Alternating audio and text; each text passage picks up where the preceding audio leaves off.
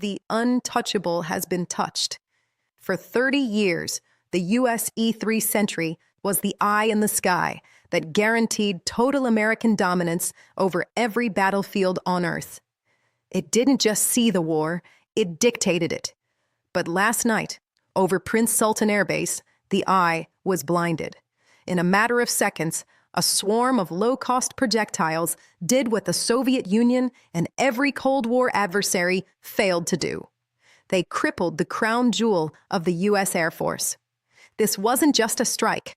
It was a funeral for an era. And what happens next is exactly what they don't want you to see. Most people see a damaged plane and think repairs. They are wrong. When an E-3 Sentry, an AWACS, is taken out on the tarmac, the entire regional shield shatters. Think of it as a chess grandmaster losing his eyes, while the opponent still has every piece on the board. Without that aircraft, American F-15s are flying blind. Tankers can't refuel safely. Incoming missiles become invisible until it's too late. Prince Sultan Air Base was supposed to be the fortress, the impenetrable hub of Western interests in the Middle East. If a swarm of drones and cruise missiles can turn this high-tech sanctuary into a graveyard of burning aluminum, then no base in the world is safe. The question isn't how they hit it. The question is, why did the most advanced defense system on the planet let it happen? For decades, the U.S. relied on a single assumption: quality over quantity. We built billion-dollar jets and million-dollar interceptors. We assumed that because our tech was expensive, it was invincible. But in the shadows of the Iranian desert, a different logic was brewing. They realized they didn't need to win a dogfight in the air. They just needed to catch the giant while it was sleeping. You see, the E-3 Sentry is a massive, slow-moving target when it's on the ground.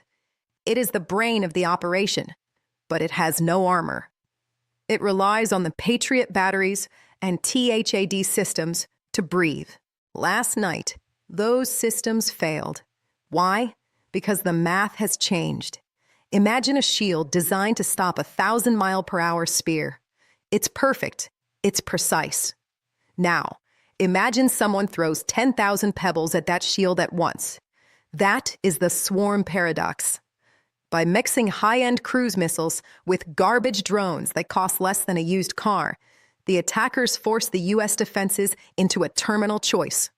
Do you waste the $3 million interceptor on a $20,000 drone, or do you save it and let the drone hit the $300 million AWACS? The attackers didn't just hit a plane. They bankrupted the American defensive strategy in 60 seconds. But here is the detail the mainstream media missed. It wasn't just the AWACS. Multiple refueling tankers were caught in the blast zone. In the vast deserts of the Middle East, distance is the enemy. Without those flying gas stations, American fighter jets are tethered to the ground. Their range is cut in half. Their threat is neutralized.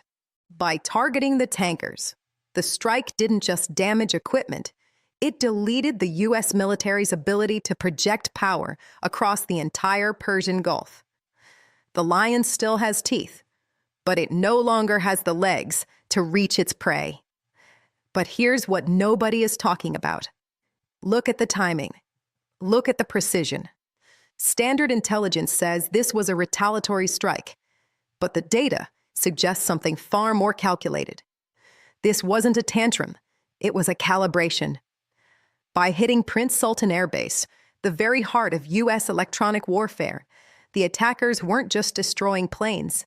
They were testing the response times, the blind spots, and the psychological breaking point of the American command structure. There is a hidden player in this room.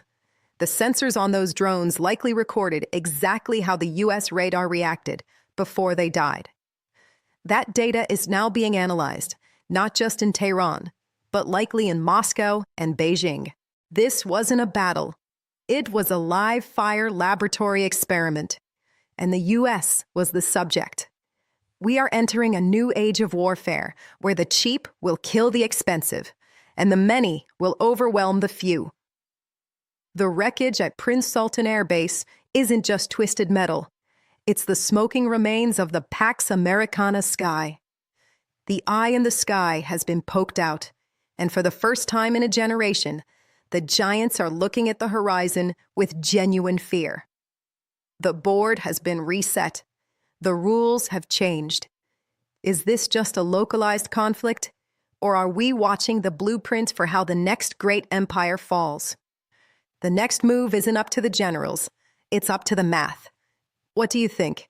Is American air superiority still a reality, or is it a ghost of the past? Let us know in the comments.